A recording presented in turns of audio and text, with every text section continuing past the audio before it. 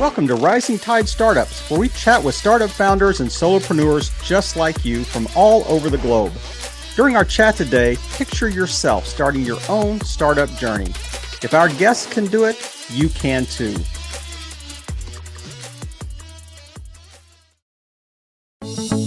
Every episode of Rising Tide Startups is sponsored by Podbrand Media.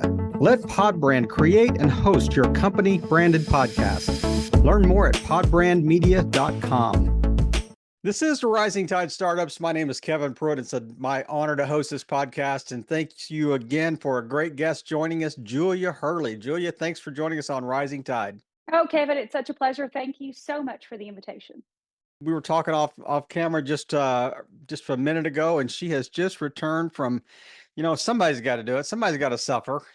Was in Italy for a couple of weeks. So I hope we're going to hear a little bit about that too in the somewhere in the podcast. But if you and I met at a networking event, how would you introduce yourself to me? Oh my gosh. Well, first I would ask you 1,000 questions about yourself and totally avoid talking about myself in any capacity as long as I possibly could. That's always my secret sauce to success in a networking event. But eventually the conversation would get around to me. And I usually describe myself as a maker of dreams. And then, of course, people start asking questions. I have had so many careers and I own multiple corporations and I wear so many hats that it doesn't really do it any justice to just start listing out all of the things that I do. So I just say, I'm a maker of dreams. What are your dreams? And I usually get you to talk about yourself. And if I can help somewhere in that line of things that are important to you, I usually find a way to make it work.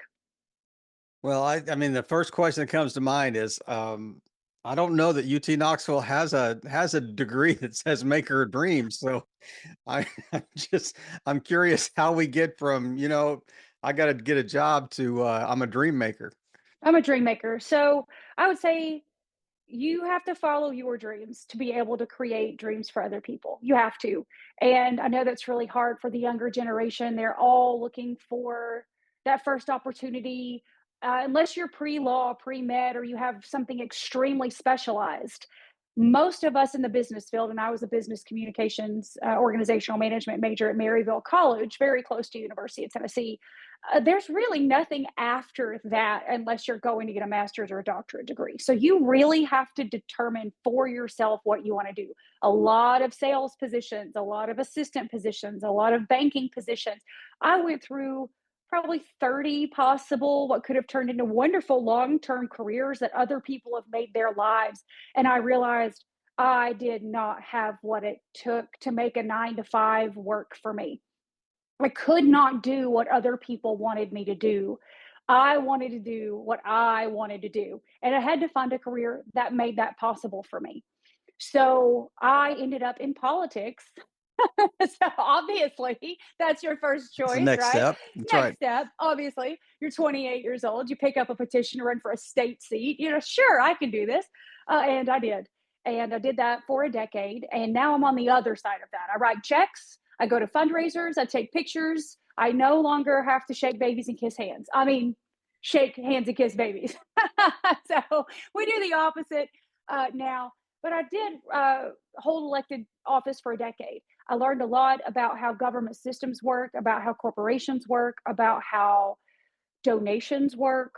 And I understood the process of law before, but without even having to need a law degree. And that made my life a lot easier, understanding contracts and how things work. Well, when you understand how things work, you can make things work. So I went into real estate and I've been doing that for, I'm going on 14 years this June.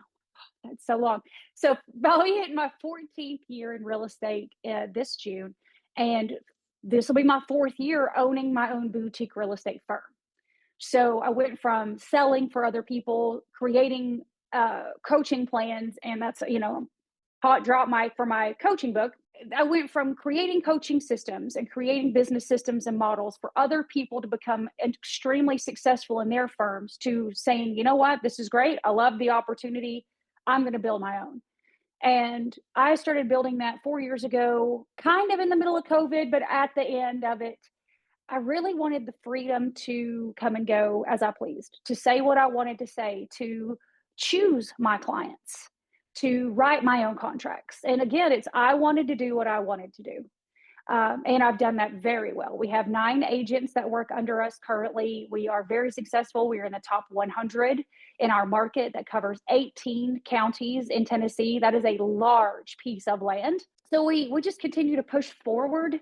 And again, when I said I make other people's dreams come true, I made mine what I wanted and other people attracted to that. And they would say, well, I want financial freedom. Great. Let me help you do that. I can do that. I can create a system with you. I can help you get through that. I can create a system and a model and coach you through that. So it really depends on what other people want to do is what I attract. But I have made my own path. So during this same time here recently, over the last 4 years, uh, this is also real estate related. So everything that I do is entwined together. I had a young man who was being displaced from his rental property as a student athlete, a football player, a few years ago. And this is when NIL literally just started. Like this was the first set of contracts that ever came out of NIL. So we're talking 5 years ago, 4 years ago. Now, tell people what NIL stands for. I mean, you and I know what it stands for, but Yeah, okay. So NIL, name, image, likeness, and this is for collegiate athletes. Now high school athletes, but it started out collegiate athletes only. So I had a young man being displaced from his housing unit, and this was 7 or 8 days before first home game of the season. So really a stressful time. And now that athletes were getting paid, and I put that in quotations because I know that everybody thinks, wow, millions of dollars. It was not. It was not. These first contracts were just not. Um, he didn't have credit. He didn't have a way to get a lease. He had no way whatsoever to start utilities. He didn't have a way to get cable, internet started. And we're 10 days before the first home game, and he has nowhere to live. And I get a phone call. Hey, do you have a rental property this kid can go live in? I'm like, I do not, but I know someone who does. So again, through politics, a former politician I served with, again, everything is connected, has 100 rental units in downtown Knoxville. And I called him. I said, I need a house right now. And he said, gotcha, no problem. We'll figure out the rest later. And we borrowed, and I put borrowed against his NIL contract. So I called the company that was housing his contract and said, I need you to co sign for this lease. If he doesn't make his payments, you could take his NIL. And they said, that's a deal. Like $60,000 to a $3,000 rent, that's a deal. They'll take that risk, right? So we signed all of that. We got him the house. We got him his cable set up. We got all the utilities set up. We had everything done within 48 hours, and he was focused and ready to go. Well, after that week, his parents called me and thanked me, and they were here and they wanted to meet with me. And I took him basically in as a mentee at that time. And I had no idea what I was getting myself into. I you didn't wake really up that didn't. morning and say, you know what, NIL seems like a fun space to be in. So let's try Gosh, I that. just got to do that. So, yeah, I don't think anybody actually wakes up and goes, "That's what I want to do today." So, uh, but the family got really involved in it, and I started to get very involved in this kid's collegiate career, his athletic career, his finances, his investments. He was asking all the questions that I was asking at that age, and no one had a way to tell me the answers, or they didn't want to tell me the answers, or maybe I just wasn't listening. I don't know. Uh, but he was asking all the right questions. But there wasn't a program in place at any of the colleges to talk about money yet because NIL just started. So, as I am continuing to guide him through what to do with this money, how do you manage your uh, finances? How do you manage your insurance? Where do you make your car payments? What bank has the best rate for you to bring your money to?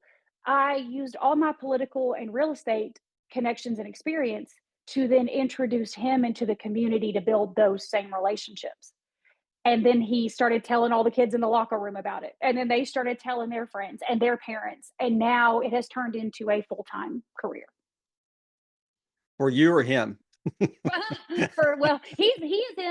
He plays in Mexico for the Guadalajara Reyes, the Kings. So he is currently in the LFA, the Latino Football Americano League. And then I have a young man, he is now his second, he will be starting his second year at the Kansas City Chiefs. So those are my two pro athletes currently. And then I have multiple collegiate athletes across the country, spanning from California. We got California, Iowa, Minnesota, LSU, Louisiana, North Carolina, Virginia, and mostly Tennessee. But I have them all over the country now. Oh, and Colorado. I got one in Colorado. So are you getting these mainly by word of mouth, or are you actually actively, seeking out athletes to sign them, or what's the process work like? Great question. So it's all of the above.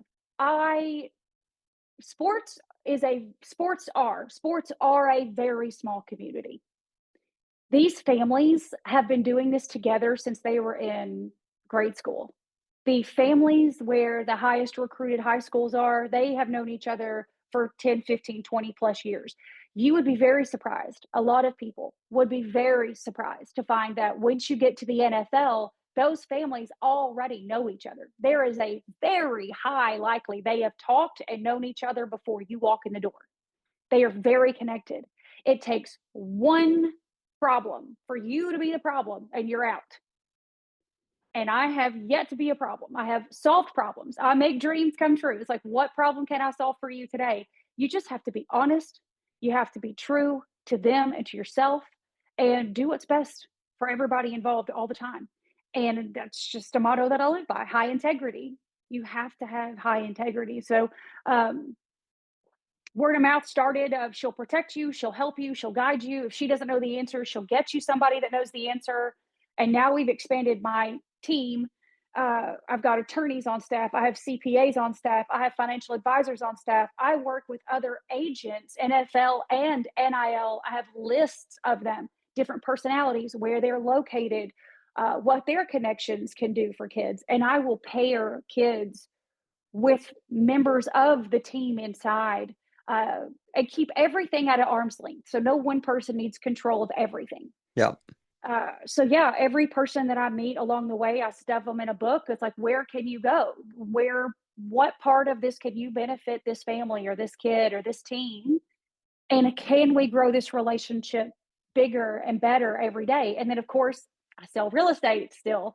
So I sell them all their houses and their investment properties, and I find investments for them that I have nothing to do with. Like, if it's too big for me, I still will go and find it for them. I have parking lots, parking garages, breweries. I mean, things that are not in the state of Tennessee. This is where I'm licensed, but I have partners in all 50 states. Again, because I created so many coaching systems for real estate agents over the years, I have a lot of past clients who I trained in my systems, who use my systems, and I know I can trust them and call on them. Right. There's a foundation there that I mean, it's who you are. It's not antithetical. It's completely integrated with who you are. So you're not like trying to find a match out there. They're already a match, They're already with matched. the people that you found. They So know what my expectations are going to be when I call. That's for sure. this this whole NIL, the whole process seems like that it would really be kind of a cutthroat, kind of like the sports agency model is just like these kids would just be inundated with people that said, "Hey, I could represent you for your NIL, contracts or earnings or whatever." So, I mean, when you're reaching out to kids, is there 45 other people reaching out to them at the same time? 100%. 100%. And I don't do the representation. That's not what I do. I manage. I am a full service bespoke manager. What do you need? I will create a system for you and your needs. No two kids are the same. No two families are the same. Yeah. So once they have a contract, I usually get the phone call. It's usually from the kid themselves or a parent that's I've been referred to. So it's hey, we've got this contract, or hey, we've got this agent. This is what we've negotiated. Can you look at this and give us your opinion? Because I've seen so many contracts and I know so many kids. I know what the average pay is now over the course of the last 5 to 6 years for that position. While I can't and won't disclose other people's information, I can say, this is what I would do. Would you like a second opinion from someone on my team? And we can connect them with other people to give them guidance. But what I do is I manage everything. I literally manage every relationship along the way. It's like, okay, I'm the go between you and your agent. I'm the go between you and your parents. I'm the go between sometimes between player development and the parents. That has nothing to do with the kid. We have some very involved parents who they're like, listen, this parent's calling me 500 times. I need you to talk to them. Sure, got it. No problem. I got it. So we really manage the relationships, and some of the relationships that aren't great, we manage those as well. Personal Hmm. relationship management is a big part of it when you're young. Yeah. So Sports psychology. 100%. It's psychology in general, right? Um, but yeah, we there's probably 100 people a week that we get. We manage our kids' social media accounts. So we see the messages. I don't delete messages. I respond to every message. It's like, hey, we appreciate you. They're already represented. However, if you want to send us a copy of your current contract or your current percentage rate, we'll take a look at it. And if it's something that we're interested in, I'll let you know. And then Hmm. I send a list of 50 questions. I send the same 50 questions to every single agent. I am not someone who says no. I'm someone who says maybe no for now, but there's Yeah. zero reason whatsoever not to start a relationship. I I'm sitting here listening to you kind of walk through this story, and it just reminded me of, there's a famous quote by Richard Branson that said, I always say yes, then I figure out how to do it later.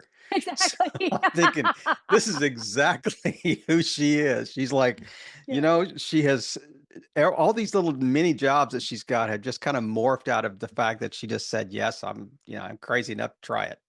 And I'll figure it out. I will figure it out. That's how And I got my first real estate deal. Somebody called me. I'd been licensed for 6 months. This was well back before it was easy to sell real estate, and right out of the, 2014. So, yeah, 2014, right as we're coming out of the '08 crash. So, about 85 to 90% of all real estate was still a short sale or a bank foreclosure. So, it was not easy to sell real estate. People were still broke.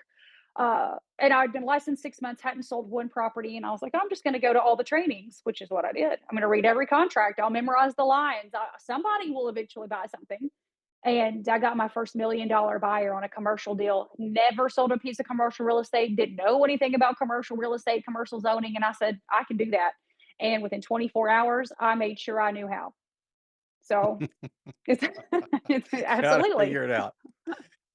I on the let's go back to NIL just for a second. So one thing that I'm seeing a lot in kind of the whole collegiate athlete space is this issue with like how NIL and the transfer portal are, kind of crashing together here. So how does it affect a kid's NIL if they enter the transfer portal? Does it void the contract that they had with that school? So that is okay. So that is an interesting question, and there's not a yes or no answer to it, and I wish there was. We'll get there, I'm sure, by legislation. There are people currently, the Big Ten is currently meeting right now as we are having this interview. The Big Ten's meeting on how they're going to move forward in their conference. The SEC's had plenty of meetings to see do they want to break off and start their own everything. A lot of changes are possibly happening in sports. There's not a yes or no answer. My opinion, the answer should absolutely be yes. Period. End of story. But that's my opinion. Um, yes and no. So if they're paid the beginning of every month and they don't put in for transfer portal to the end of the month, they've gotten paid for that month. Now, once they're in the transfer portal, yes, they stop everything. They stop housing allowance, they stop food allowance, they stop their card from getting access to the facility.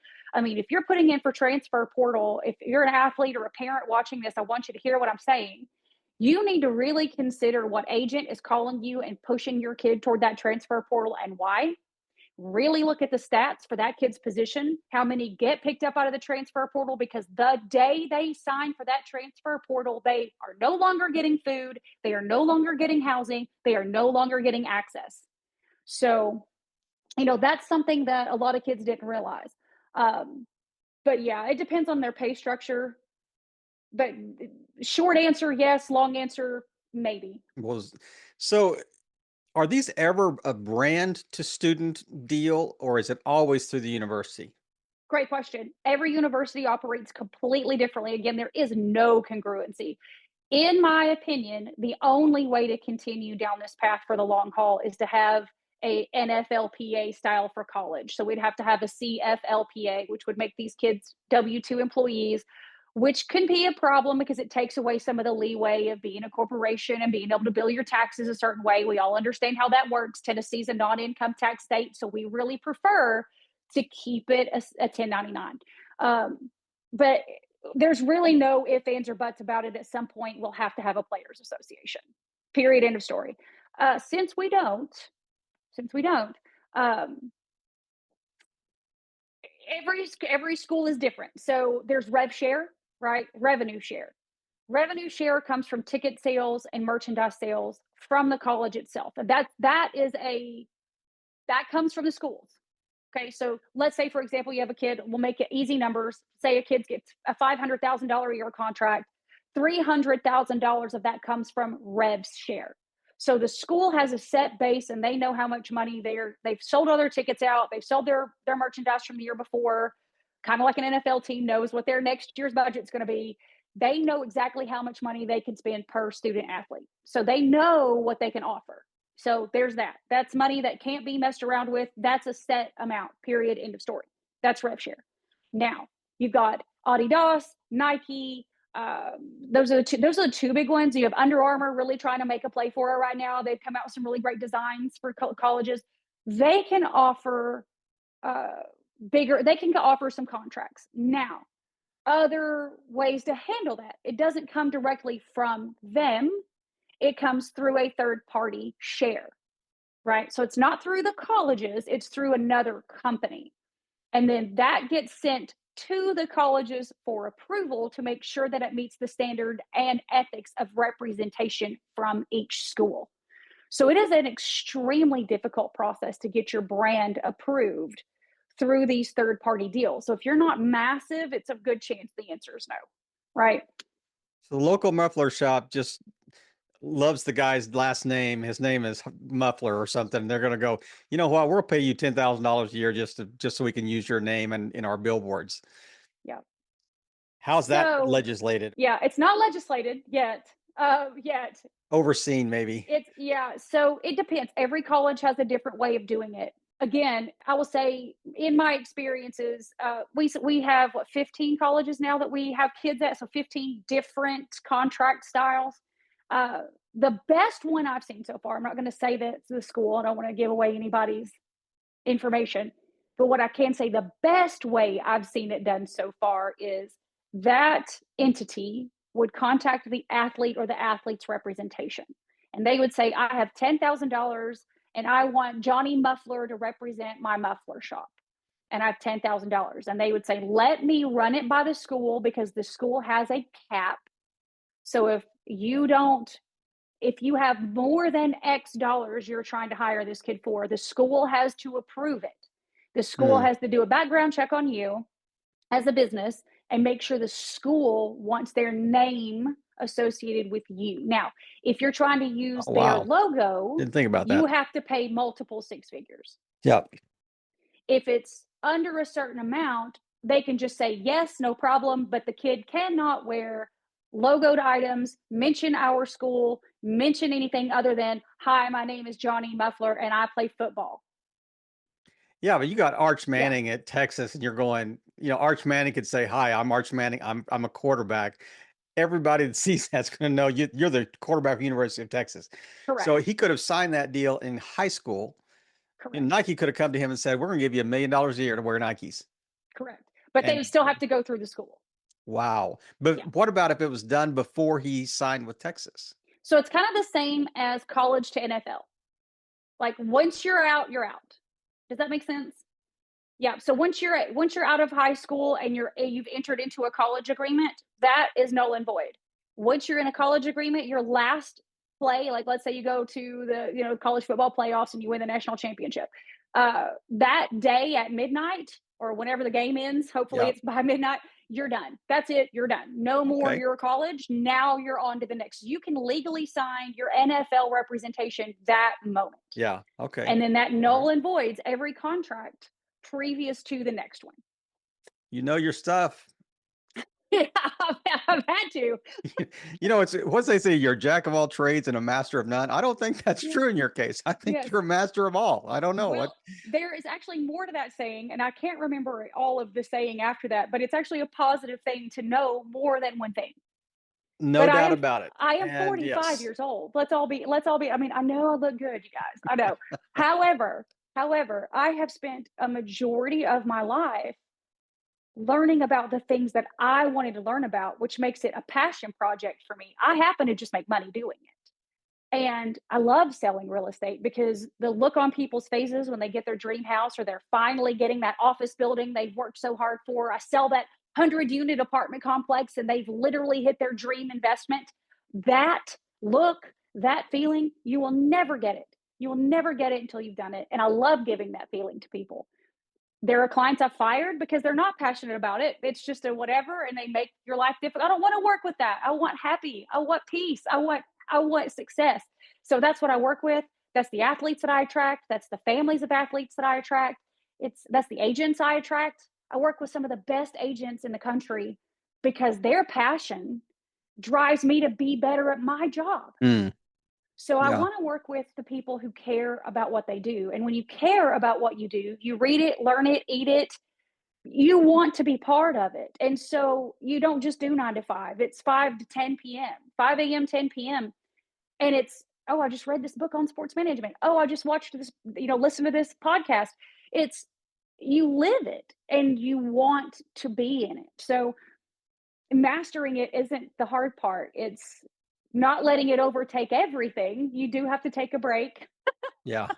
Got to go to Italy for 2 weeks Got to someday. go to Italy for a couple of weeks. But yeah, I appreciate that. I work very hard at providing the best services and knowing what needs to be done so that when my clients call me and their families call me, I have an answer to their Yeah, problem. that's awesome. And there we have chased so many different directions and rabbits and gone down different avenues here.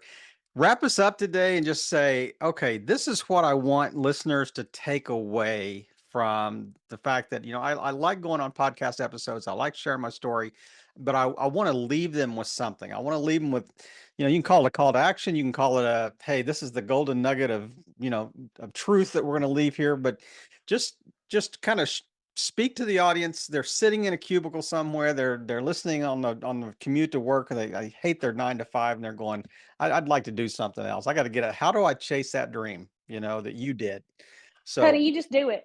I mean, I hate to steal from Nike, but you just do it. And you can do it at a 9 to 5.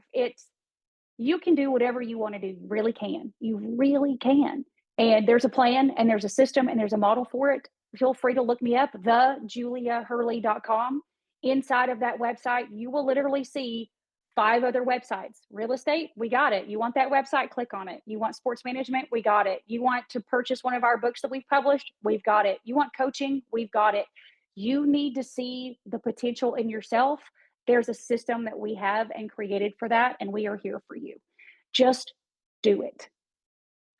I love it. That Nike slogan is amazing anyway, but all those will be listed in the show notes. So there'll be a way that you can reach out to Julia. But what an energetic episode we had today. I mean, this lady just flew back across the Atlantic and got, has after a 2 week from maybe not rested period in Oh, Italy, because they it was probably not were restful. flying around the country and doing different things. But man, what a great story. I really appreciate you just taking the time today and just playing your part in helping all boats rise in a rising tide. Julia, have a great afternoon. Thank you, Kevin. And now here's a quick word from one of our new sponsors on Rising Tide Startups. Every episode of Rising Tide Startups is sponsored by Pod Brand Media. So you started your own company or branded podcast, and now it's fading. Let Podbrand give it new life. Check out podbrandmedia.com to learn more.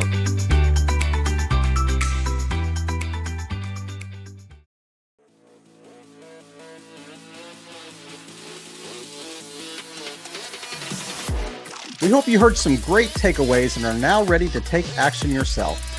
As always, thank you for listening and helping all boats rise in a rising tide.